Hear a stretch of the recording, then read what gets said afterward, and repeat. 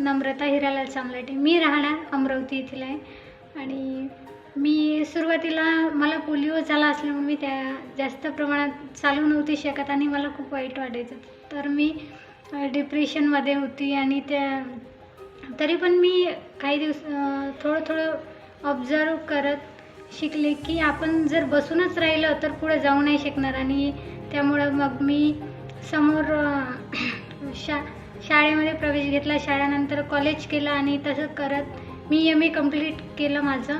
आणि MA करत असताना 3 किलोमीटर मी पायी जायची आणि कारण त्या मला शिकायचं होतं, नाहीतर घरची परमिशन नव्हती, कारण एवढे पैसे कुठले देणार आहे आपण। आणि वडील लेबर असल्यामुळे ते पण नव्हते देऊ शकत आणि तरी पण त्यांनी स्वतःकडे न बघता माझ्यासाठी खूप काही केलं आणि मला शिकवलं।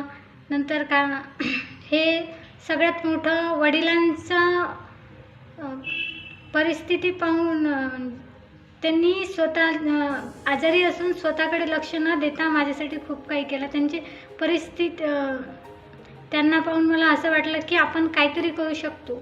नंतर मी काही दिवसांनी माझ्या वडिलांची डेथ झाली आणि मग मी डिप्रेशनमध्ये गेले होते, खूप डिप्रेशनमध्ये गेले होते। मला असं वाटलं की आता काहीच नाही करायचं। नंतर मी सार्थक एज्युकेशनला जॉईन झाले, ट्रेनिंग घेतली आणि तिथे खूप काही शिकायला मिळालं आणि मला मी मोटिवेट पण तिथूनच झाले आणि माझ्या लाईफमधली सगळ्यात बेस्ट जर्नी म्हणजे सार्थक एज्युकेशनला मी जॉईन झाले। आणि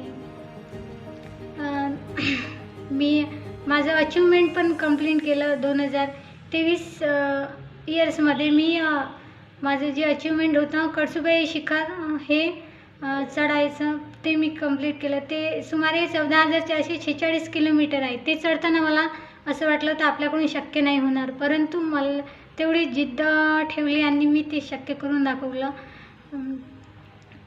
ठीक आहे।